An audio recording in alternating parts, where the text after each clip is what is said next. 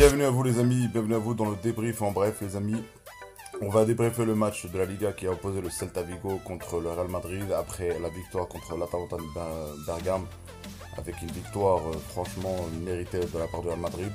Là on devait voir un Real, est-ce qu'il peut enchaîner aussi en Liga? Et franchement, j'ai pas été déçu, et je pense que la plupart des fans du Real Madrid n'ont pas été déçus. Du coup les amis, bienvenue à vous dans le débrief en bref. Les amis, que dire honnêtement de ce match? Honnêtement, à Real, franchement, honnêtement, la première mi-temps, 40 minutes de pressing assez haut. On va remarquer que Modric, toujours là, et franchement, quel joueur. Et aussi Kroos, la tour de contrôle. Kroos, c'est comme si tu es sur la route, c'est le rond-point. Tu es obligé de passer par le rond-point pour tourner, soit prendre la troisième, la deuxième. C'est lui qui est fait. C'est lui le rond-point du Real Madrid. Quel joueur extraordinaire.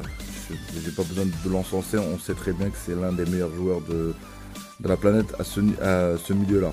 Du coup, et là, tu as le Benzegol, le Benze Terminator, le Benze... Franchement, je ne sais plus quoi dire parce que je suis même étonné qu'à 33 ans, il est à ce niveau. Franchement, que...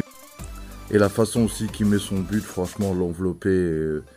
Et franchement, que dire de plus? Et aussi, franchement, toute l'équipe, la première mi-temps, il n'y a rien à dire.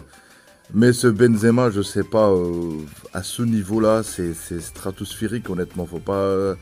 entre l'Atalanta, c'est contre l'Atlético Madrid, c'est des buts importants.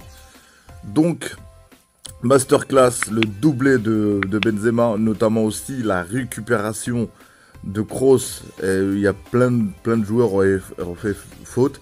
Et Kroos a réussi à récupérer le ballon. Et Benzema qui récupère et qui met son doublé. Que dire, franchement, un Real qui m'a étonné à la première mi-temps.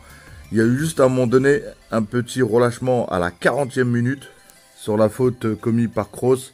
Franchement, si vous voyez bien, regardez le marquage des joueurs. Là, c'est pas des erreurs tactiques ou quoi que ce soit. Franchement, c'est des erreurs individuelles. Le joueur a été tout seul, comme des plots du Real. Là, je suis désolé de dire ça. Ce but, ils doivent pas le prendre.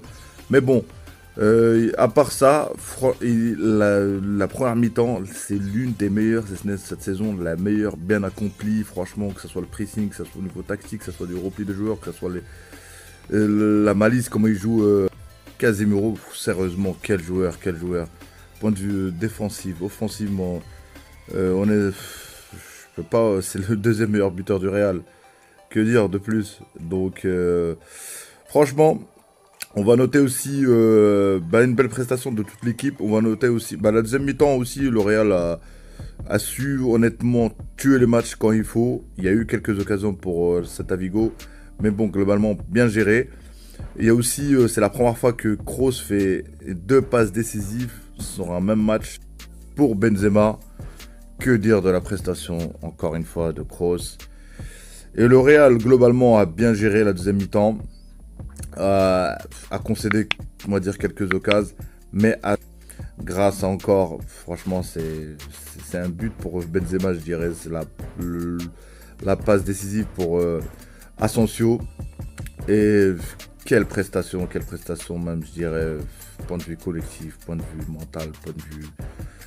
Que dire, faut encenser. Et aussi, le Real confirme, et c'est une victoire très importante, au niveau psychologique surtout aussi, parce que au niveau comptable, on le sait. Et les journaux espagnols, ils ont pas loupé. Ils ont encensé le phénomène, je dirais, Benzema et l'équipe du Real Madrid, que ce soit Marca, que ce soit As. Donc, que dire? Quelle victoire de Zidane aussi. C'est une victoire de Zidane. Faut dire que au mois de mars, l'équipe revient comme toujours. Et ça fait plaisir de voir ça. Et j'ai pas parlé de Vinicius parce que je vais pas dire la même chose à chaque fois. Mais je trouve globalement il progresse quand même.